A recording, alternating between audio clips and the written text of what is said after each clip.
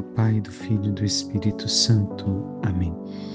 O anjo do Senhor anunciou a Maria, ela concebeu do Espírito Santo. Ave Maria, cheia de graça, o Senhor é convosco. Bendita sois vós entre as mulheres, bendito é o fruto do vosso ventre, Jesus.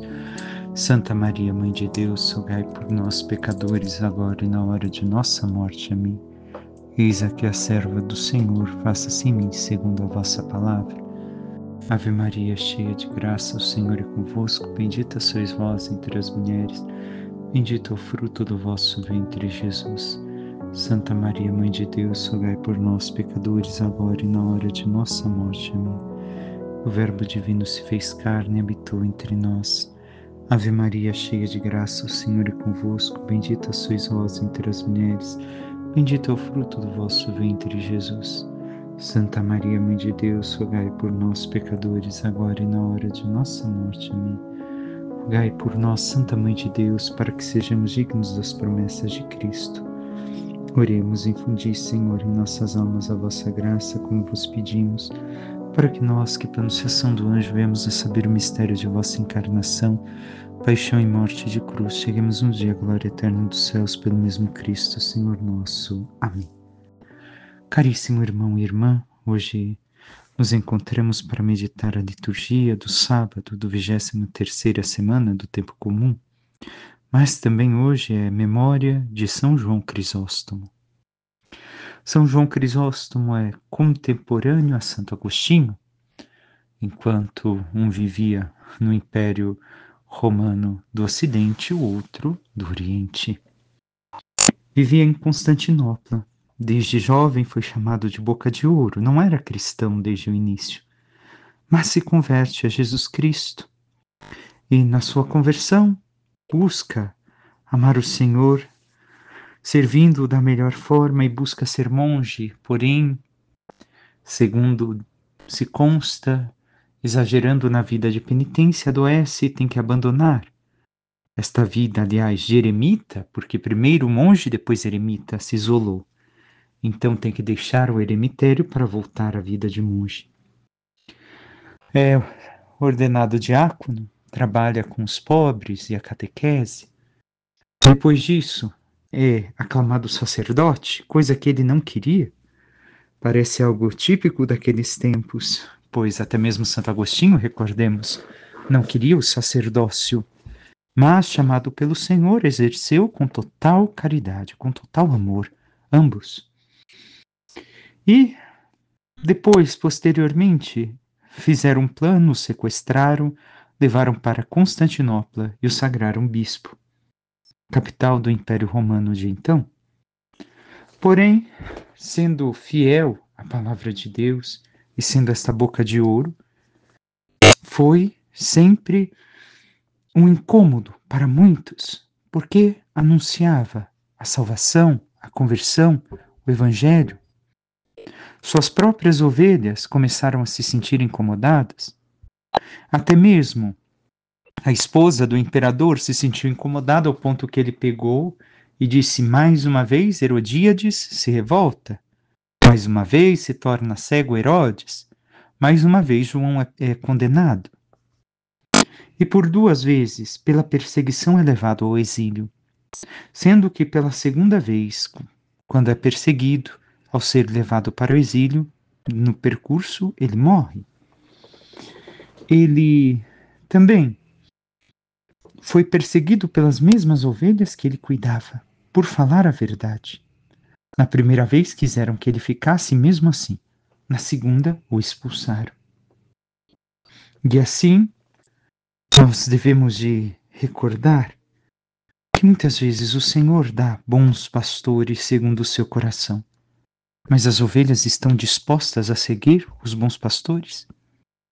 Talvez o lugar onde estava o João Crisóstomo não era o melhor, por ser, por assim dizer, o local da corte, uma cidade grande, como as nossas cidades grandes hoje, cheia de vícios, de pecado, de diversões, de coisas mundanas. Mas, mesmo assim, como João Batista, não se calou. Foi fiel ao Senhor até a morte, anunciando o Evangelho. Passemos agora ao Evangelho de hoje. onde continuamos posteriormente com São Lucas ao Sermão da Planície. Naquele tempo disse Jesus aos seus discípulos: não existe árvore boa que dê frutos ruins, nem árvore ruim que dê frutos bons. Toda árvore é conhecida pelos seus frutos. Não se colhem figos de espinheiros, nem uvas de plantas espinhosas. O homem bom tira coisas boas do bom tesouro do seu coração. Mas o homem mau tira coisas más do seu mau tesouro, pois sua boca fala do que o coração está cheio. Por que me chamais, Senhor, Senhor, mas não fazeis o que eu digo? Vou mostrar-vos com quem se parece todo aquele que vem a mim, ouve as minhas palavras e as põe em prática. É semelhante a um homem que construiu uma casa, cavou fundo e colocou alicerce sobre a rocha. Veio a enchente, a torrente deu contra a casa, mas não conseguiu derrubá-la, porque estava bem construída. Aquele, porém, que ouve e não põe em prática, é semelhante a um homem que construiu uma casa no chão, sem alicerce. A torrente deu contra a casa e ela imediatamente desabou, e foi grande a ruína dessa casa. Palavra da salvação. Glória a vós, Senhor. O que temos a ver com o Evangelho de hoje? Primeiramente, o Senhor pede para que olhemos os frutos que estamos dando. Ou que, por assim dizer, produzimos, ao menos lançamos a semente, por mais que não conseguimos ver, depois frutificar as sementes que lançamos. E não é para nos tornarmos soberbos, orgulhosos, mas sim para analisarmos se estamos sendo fiéis ao Senhor. E assim o Senhor fala dos frutos que devemos de dar. Não devemos de ser espinheiros, que não dão fruto algum, que não dão nada a não ser espinhos. O que o espinho faz? Machuca, afasta, é um sinal de, como um escudo impenetrável. Se temos uma parede cheia de espinhos, é impenetrável. Fisicamente evitamos para não nos ferirmos. Nós temos produzido frutos ou temos produzido espinhos, onde, ao invés de atrairmos as pessoas a Cristo, afastamos. Onde, ao invés de sermos sinal de amor, somos sinal de desavença. Somos sinal de divisão. Não levamos, assim, o amor de Deus em nós a todos. Às vezes as pessoas não vão acolher. Devemos de sempre ter isso em análise também diante de nossos olhos. Mas devemos de ao menos olhar e dizer: estou me esforçando? Busco ser aquilo que Jesus me pede? Ou não? Estou falhando? E continua Jesus falando do tesouro do seu coração, tirar bons tesouros, coisas boas ou coisas más. E depois a boca fala do que o coração está cheio. Recordemos, coração aqui não é a capacidade dos sentimentos, mas é a capacidade de raciocínio, de inteligência, de pensamento, de ação humana. Então, quando Jesus diz isso, o homem bom tira coisas boas do bom tesouro do seu ser, do seu intelecto, da sua inteligência. O mal tira coisas más. E a boca fala daquilo que está cheio, o intelecto, o pensamento, a ação do homem. Então, agora se torna um pouco ainda mais claro este texto, porque muitas vezes passamos somente pela questão do coração, mesmo sabendo alguns aspectos deste texto. Jesus está pedindo que olhemos a nossa capacidade enquanto ser humano. O que tiramos no nosso interior? Tiramos bons pensamentos, no sentido de pensamentos sãos que vêm de Deus, ou pensamentos pecaminosos? Ou pensamentos de prejuízo para os outros, para nós mesmos? Ou pensamentos acusatórios, ofensivos? E assim sucessivamente, olhemos quais tipos de coisas têm saído do nosso intelecto, do nosso ser, das nossas intenções. Então, a nossa boca ao falar, por mais que não pronunciemos, isso que às vezes está no nosso pensamento e que nós demonstramos em certas atitudes, até mesmo com o olho, com o olhar, a nossa boca falará também a mesma coisa, mesmo que não sejam palavras que indiquem isso, seja como dizemos de forma subliminar, escondida, mas falará isso, porque não falará daquilo que Deus espera de nós, daquilo que deveríamos estar cheios no nosso interior. Então hoje nos questionemos: o que tenho tirado do meu coração, do meu interior, do meu intelecto? São coisas que me levam a Deus? Ou coisas que me rebaixam, até mesmo como ser humano, me afastam do Senhor, não tem a ver com a sua vontade? E segue: por que me chamais Senhor, Senhor, mas não fazeis o que eu vos digo? Recordemos, Senhor aqui é grego, Kyrios, é o servo, aquele que está submisso a uma autoridade e que deve de, portanto, obedecer a esta autoridade. Jesus aqui nos coloca a questionar algo que tenhamos em conta. Muitas vezes nos esforçamos e falhamos, mas algumas vezes, em alguns aspectos, talvez não nos esforcemos ou não nos esforçamos o suficiente em obedecer à vontade de Deus. Realmente colocamos em prática o que o Senhor nos pede? Ou tem coisas que não escutamos? Por quê? Porque se não queremos escutar, se desviamos nossos ouvidos, a nossa atenção, aquilo que o Senhor nos manda, nos chama a viver, nós estamos dizendo o Senhor da boca para fora. Jesus não é o Senhor da minha vida se eu não ponho em prática aquilo que Ele me ensina, aquilo que Ele me pede. Então, o questionamento dele aqui é para todos nós neste sentido. Ao chamá-lo de meu Senhor, eu tenho agido como um servo? Eu tenho agido como alguém que está em submissão a um superior? E mais do que um superior, alguém que verdadeiramente me ama e quer o melhor para mim, que é o próprio Deus? Ou não? Tenho me afastado de certas coisas que o Senhor pede no seu evangelho ou que no meu interior, pela vida de intimidade e oração, eu percebi que o Senhor tem me pedido, mas eu desvio como se não fosse comigo. Se assim é, estou, mais uma vez digo, chamando o Senhor da boca para fora. E depois Jesus faz a comparação de quem põe em prática a sua palavra e quem não põe. É aquele que quem põe é construiu a casa sobre a rocha. Aliás, não fala. Sim, fala sobre a rocha no alicerce. Tenhamos em conta. Jesus usa dois verbos: escutar e pôr em prática.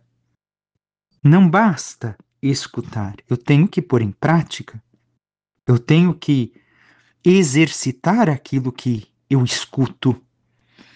E ao colocar a palavra em prática e construir a casa sobre a rocha, o que diz o Senhor? Recordemos os dois homens, como nos diz o outro evangelista, nenhum deles nos mostram, mas construíram no mesmo terreno. Um, porém, diz aqui claramente, cavou fundo e colocou o alicerce sobre a rocha. Não foi superficial. O outro, porém, por preguiça, talvez, ou por qualquer outra coisa, porque se preocupava mais com a aparência da casa do que com o fundamento, não construiu sobre a rocha, não cavou fundo. E a diferença está na profundidade, a diferença está no alicerce. Quem colocou o alicerce profundo em Deus, quem tirou a areia, a terra que estava por cima, a terra maleável, para encontrar o lugar profundo onde estava a rocha e construir a casa e construir a sua vida, vieram todas as coisas contra ele, porém a casa não caiu. Já o outro, que quis viver de forma superficial, a casa imediatamente desaba. E assim é conosco, se colocamos ou não a palavra de Deus em prática. E tenhamos em conta mais um aspecto. O importante da casa não é aquilo que se vê, mas aquilo que não se vê, que é o fundamento. E como está o fundamento de nossas vidas? Temos cavado profundamente, procurado cada vez mais aprofundar as nossas vidas em Jesus, para vivermos o seu evangelho, a sua vontade, os seus desígnios de amor? Ou temos levado a nossa vida católica de forma superficial, onde nos contentamos com pouco, não buscamos melhorar, não buscamos qualidade, não buscamos aprofundar? Cuidado, porque podemos estar querendo viver de aparência, sem uma oração profunda, contínua, insistente, sem intimidade com a palavra, sem conversão verdadeira. E aí, quando chegar a chuva, a torrente, a casa vai desabar. Diz o Salmo: Bendito seja o nome do Senhor, agora e para sempre. É, bendizer o nome do Senhor. Em que momento? Somente na eternidade? Somente no momento em que estou em oração? Não. Agora. Agora, em cada instante de nossa vida e para sempre. Continuamente, sem parar, sem jamais terminar. E nós temos assim feito bendito o nome do Senhor pela vida que levamos? Por fim, continuamos a primeira carta de São Paulo a Timóteo. Caríssimo, segura e digna de ser acolhida por todos é esta palavra: Cristo veio ao mundo para salvar os pecadores, e eu sou o primeiro deles. Por isso encontrei misericórdia para que, em mim, como primeiro, Cristo Jesus demonstrasse toda a grandeza de seu coração. Ele fez de mim um modelo de todos os que crerem nele para alcançar a vida eterna. Ao Rei dos séculos, ao único Deus imortal e invisível, honra e glória pelos séculos dos séculos. Amém. O que diz aqui de interessante São Paulo para nós? Primeiro, recorda para que Cristo veio ao mundo: para salvar os pecadores. Não para fazer justiça social, para salvar os pecadores. E São Paulo logo em seguida diz algo importante: eu sou, e eu sou o primeiro deles. Esta é a condição que nós devemos de nos reconhecer. E é algo que é muito difícil tantas vezes de reconhecer. Mais uma vez, tantos reconhecem que quando reconhecem, de forma superficial, da boca para fora, não se sentem como tais. Sou um pecador necessitado de um Salvador. Isto devemos de nos sentir: pecador que necessito de um Salvador, que me esforço para me encontrar com o Salvador e viver seus desígnios de amor, aquilo que me propõe para que realmente eu me salve. Então, São Paulo pede que tenhamos esta humildade de reconhecer quem somos, sempre, mas com humildade, não com orgulho. Não é ter orgulho de ser pecador, mas ter humildade de saber que sou pouco, que sem a graça de Deus nada sou, que preciso realmente do Senhor para que me salve. E assim temos nos reconhecido com humildade diante do Senhor. E depois, São Paulo ainda diz: Cristo Jesus demonstrasse toda a grandeza de seu coração, ele fez de mim modelo de todos os que crerem nele para alcançar a vida eterna. Então, se São Paulo foi um modelo, nós devemos de segui-lo. Mas também nós, ao reconhecermos quem somos como Paulo e nos deixando tocar profundamente por Cristo, vivendo a profundidade da fé, a profundidade do amor de Deus em nós, na conversão sincera e verdadeira, também nós devemos de ser modelo para os demais, sem orgulho. Como Paulo não se orgulhava, manteve somente a fidelidade ao Senhor. Quando foi perseguido, aceitou com amor. Quando passou tudo o que passou, aceitou com amor. E nós assim temos também nos esforçado em sermos pecadores que encontraram o Salvador e que, imitando a Jesus, praticando suas obras, nos tornamos, não para nosso orgulho, mas porque Deus realmente agiu e age em nós, modelo para que os outros também encontrem a Deus, como os demais encontraram em São Paulo também este modelo? Peçamos à Santíssima Virgem Maria, nossa Mãe, que interceda por cada um de nós e nos ajude a cada vez mais escutarmos aquilo que o Senhor nos fala e colocar em prática, assim vivendo cada vez mais uma profunda conversão, transformação de nossas vidas na graça de Deus, para que, vivendo todos os ensinamentos de Cristo, adequando o nosso amor, a amá-lo totalmente, possamos um dia merecer a glória dos céus. Louvado seja nosso Senhor Jesus Cristo, para que sempre seja louvado. Por intercessão da Santíssima Virgem Maria, de todos os santos e anjos de Deus, desça sobre vós, vossas famílias, vosso trabalho e tudo que vos pertence, a benção do Deus Todo-Poderoso, que é Pai, Filho e Espírito Santo. Amém. Um santo e abençoado dia a todos.